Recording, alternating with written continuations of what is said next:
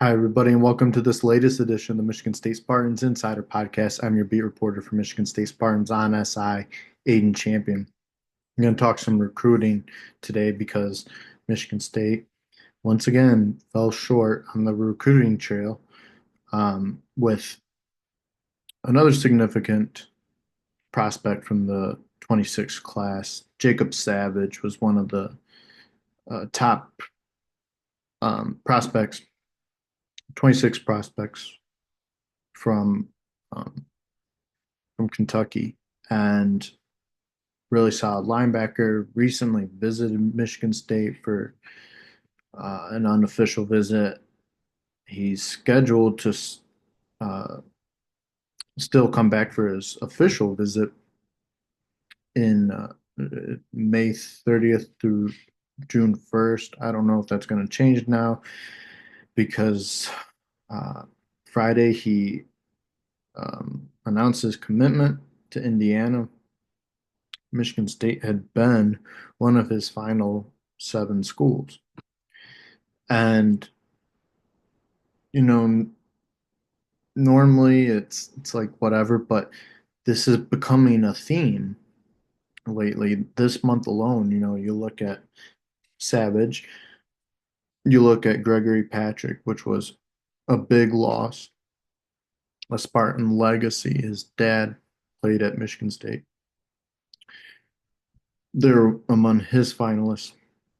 He ultimately chose Notre Dame. Um, and that's, completely fair. That's a team that was just in the national championship game. Um, and then the other was Kelvin Obot, another, I hope I'm pronouncing that right. Probably not. Another one of the best offensive linemen from the class of 26. Um, he had just been on a visit to Michigan State that seemed to have gone well, but they did not make his final five. Um, and, you're looking at this pattern, and it's one thing to miss out every now and then, but for it to happen over and over, it's building up, and they're losing out to better school, like more successful schools. Um, and I know recruiting is going to take time under a new regime, and Johnson Smith, did a decent job with the class he brought in, class of 25, but could be better. I mean, only one four-star for next year. Um,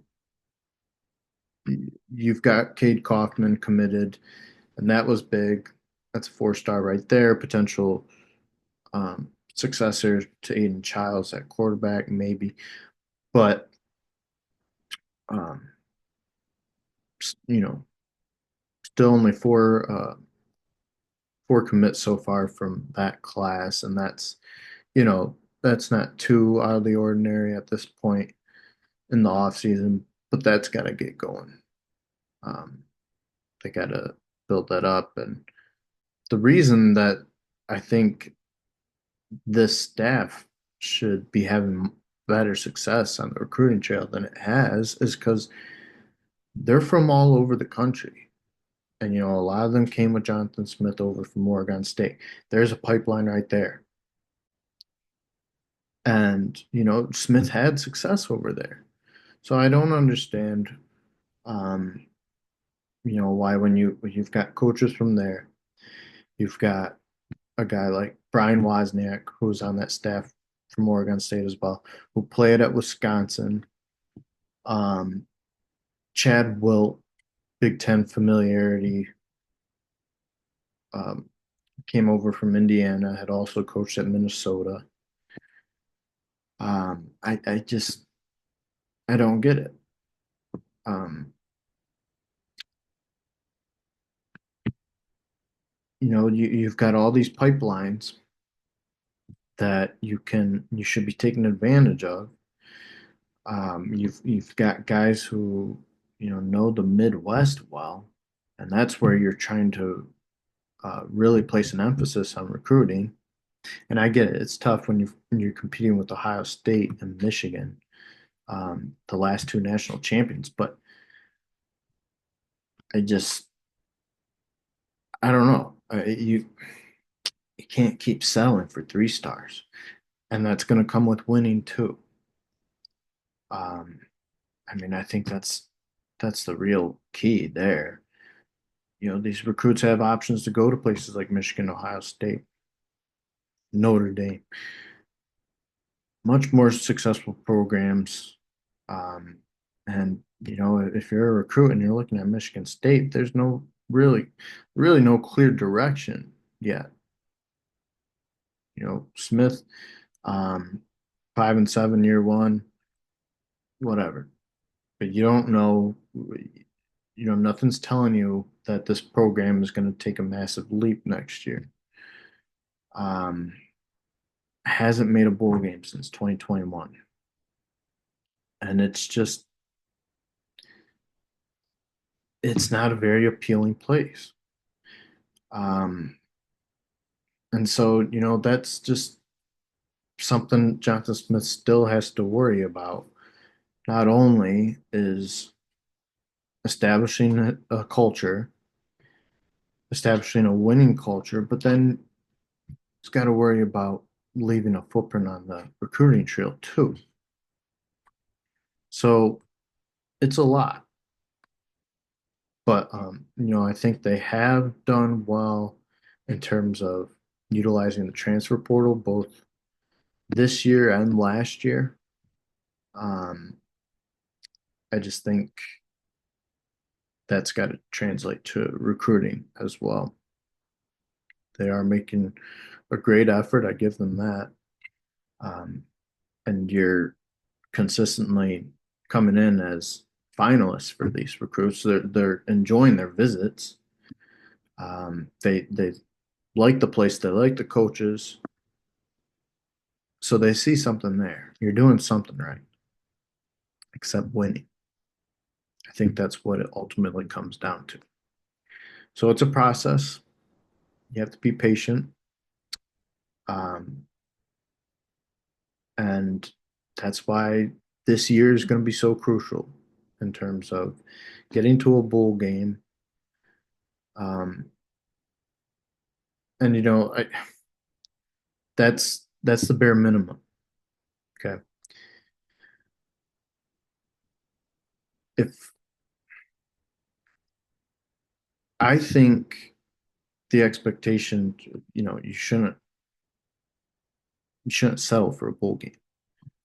That should never be the case. But with this team and what Jonathan Smith um, was handed when he came in, that's kind of just the situation we're dealing with. What he's dealing with, it, what his staff's dealing with. Um, and it's tough when you're in a conference that's on the rise, right? It had 5 teams in the college football playoff last year. So I get all of that. I do. Um, but if we're gonna get into talk about what they need to do next year and what the expectation should be, I mean, we could get into a whole nother podcast, but recruiting is what this episode's about. And like I said, I think that will come with winning. Uh, losing Demetrius Martin was really tough because he was a great recruiter and kids love him. Um, but you got to adapt, and you've still got, like I said, coach. You're returning much of your staff. Still, you brought in James Adams from Wake Forest. Also has experience in the Big Ten, having coached at Purdue. So there's connections. There's connections all over, and I'm sure they're utilizing them, but just coming up short. So